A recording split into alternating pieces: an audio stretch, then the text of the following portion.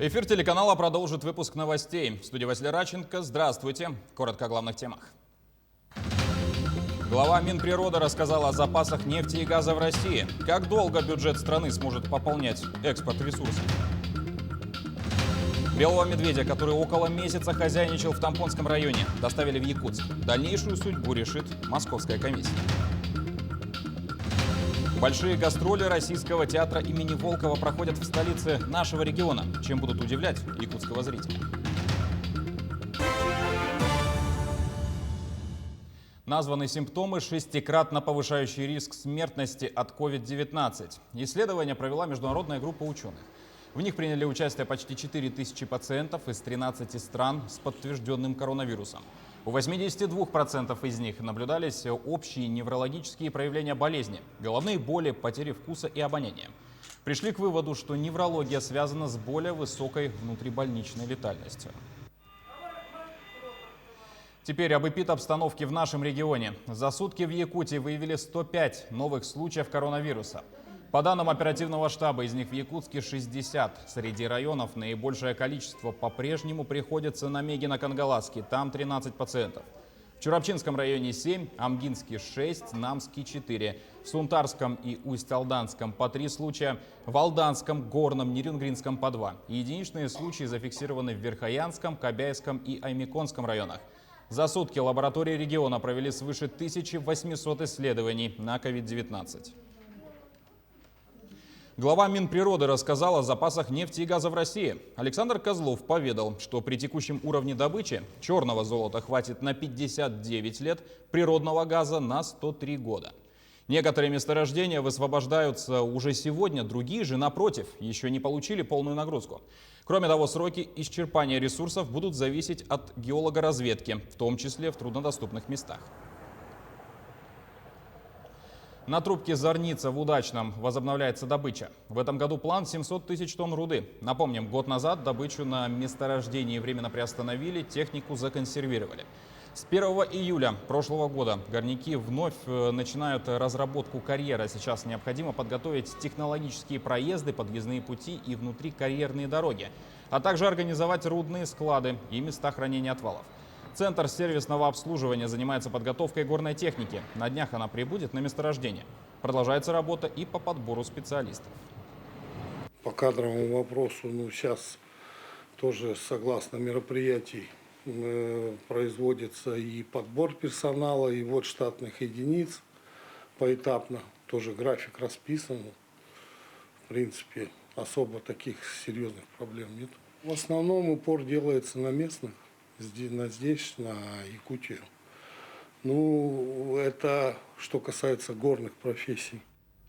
В период межсезонья единственный путь попасть на тот берег Лены – заплатить деньги и переправиться на воздушной подушке. Сейчас пассажиров возят 3 разные компании. Тариф составляет 1000 рублей. Это учитывая, что в предыдущие годы она доходила и до 3000. Повысятся ли тарифы сейчас и что предлагает рынок перевозчиков в межсезонье, узнавала наш корреспондент Ульяна Шагина. На пляжном побережье 202-го микрорайона кипит жизнь. До купального сезона пока далеко. Между тем, здесь влавствуют суда на воздушных подушках в межсезонье для горожан и гостей столицы. Это единственный выход перебраться на тот берег Лены. Лучше, да, когда есть они. А то есть хуже было бы. Раньше вертолеты же, такая очередь, по 5000 летали. Лучше, что так есть.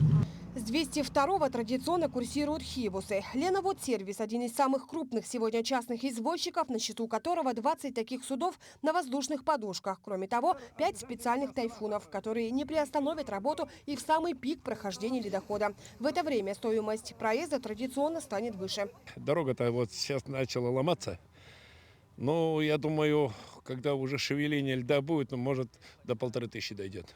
Извозчики не скрывают. Цена может увеличиться и до 2500 рублей до одного берега в этот непростой период, так как помимо рисков добавляется и расход топлива. Между тем, до праздников возили за 1500, но аккурат перед майскими снизили цену до 1000 рублей. Что это, конкуренция или все-таки праздничный подарок для жителей? Вот что объяснили в компании. Кому-то надо в гости съездить, 10 дней, что сидеть-то дома-то? Это целый отпуск получается. Ну и вот мы решили, значит, помочь людям. Цена пока хорошо же, до 2000 доходит. Резкое снижение цены может быть и результат конкуренции. Так, с этого года с 203-го микрорайона начали курсировать новые суда компании «Лорб». Это скоростные «Нептуны». Какое-то отличие есть от этих вот судов у вас, от «Хибусов»? Ну, как отличие? Побольше, помощнее. Вот, в принципе, и все отличие. При загрузке в 22 пассажира сегодня возят только 11. Как объяснил капитан судна, это связано с тем, что оформлено судно как маломерный транспорт и больше возить не имеют права. Между тем, людей привлекает скидка для инвалидов и пожилых. Тут, говорят, социальные же, То есть скидка, да? со скидкой. Вот вчера приехал, он удостоверение показал, 200 рублей скидка. Как мы видим, здесь народу очень мало. Это может быть и результат неосведомленности, а также отдаленность от парковочного места. Там стоит шлагбаум, и чтобы пройти до Нептуна, людям приходится идти пешком по песку примерно 200 метров, что не очень, конечно же, удобно, особенно для пожилых людей, а также людей с вещами. Кроме того, близость с многоэтажками оставляет вопросы. Шум от мотора таких судов довольно-таки ощутим. Они гудят, как самолеты.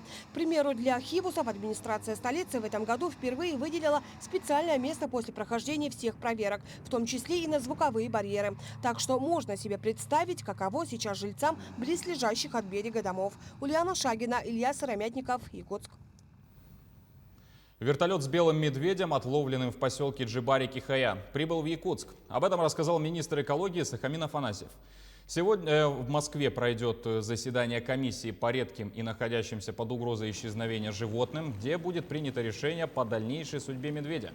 Перелет в Якутск он перенес неплохо. По прибытию его отправили в зоопарк Артадайду для передержки. Сахамин Афанасьев заявил, что есть два варианта развития событий. Это выпуск в естественную среду на море Лаптевых или же дальнейшая передержка в зоопарках страны.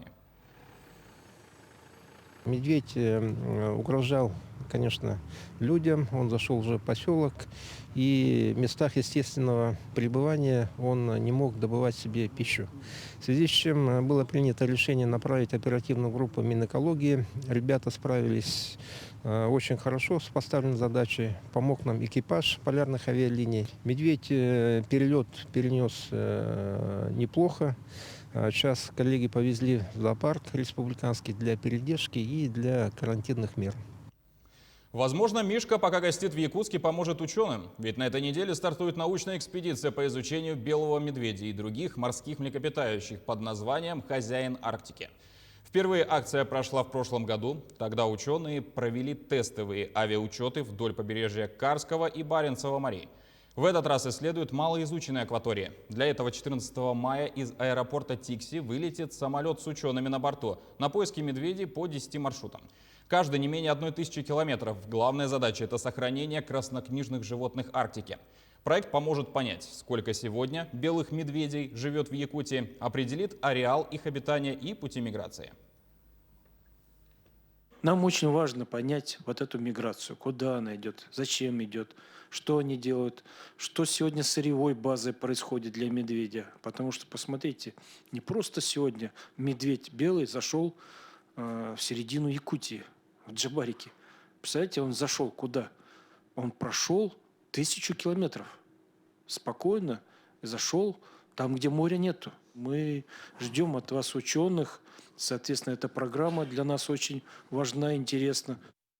Здание конно-спортивного комплекса признано аварийным и не подлежит ремонту. В связи с этим арендаторам направили уведомление об освобождении площадей до 15 мая.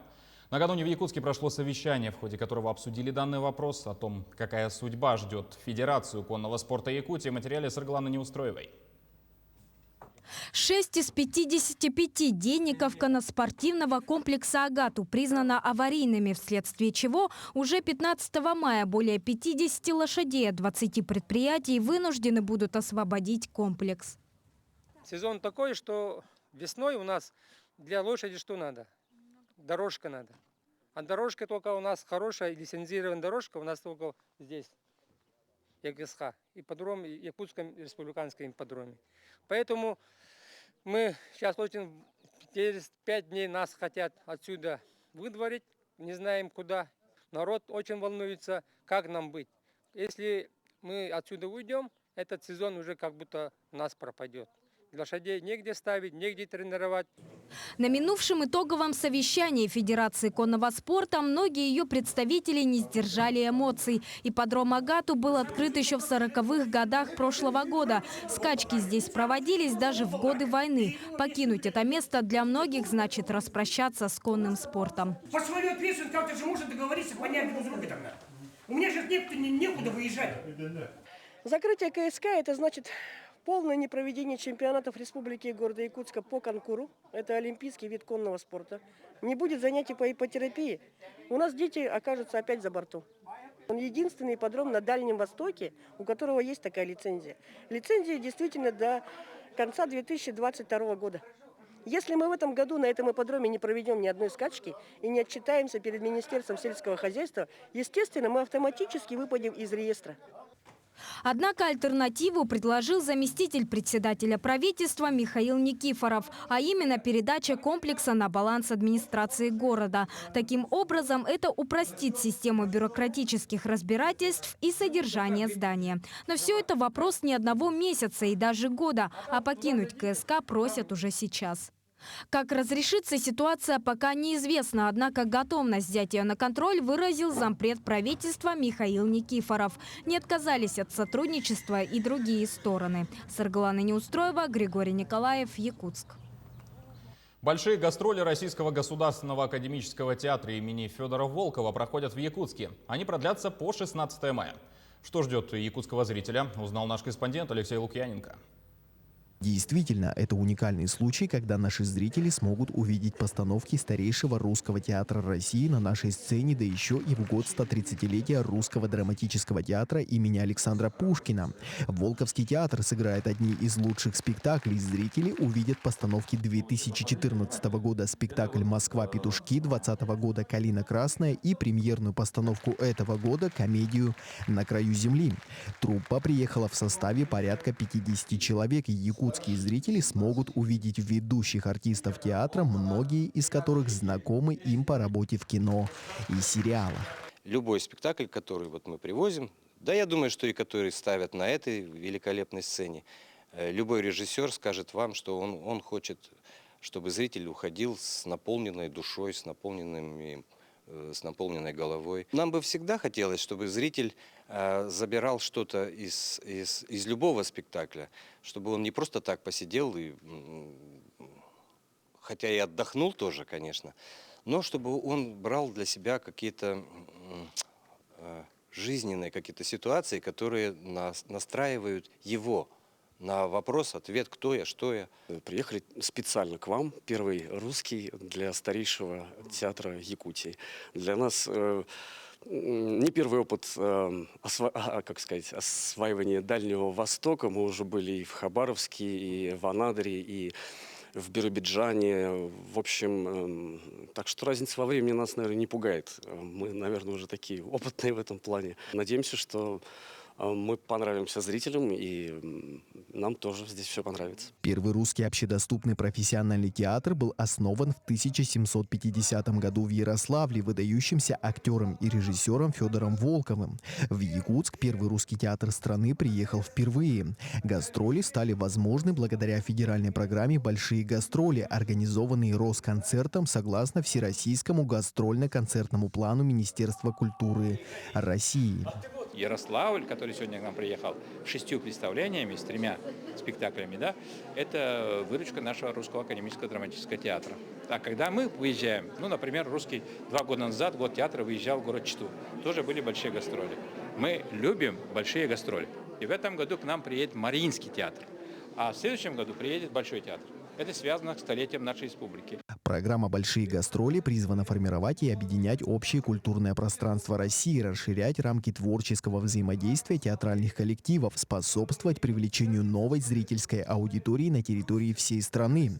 Спектакли предназначены для самой широкой аудитории – взрослой, семейной и детской. Алексей Лукьяненко, Григорий Охлопков, Якутск. А к этой минуте все. Хорошего вам дня.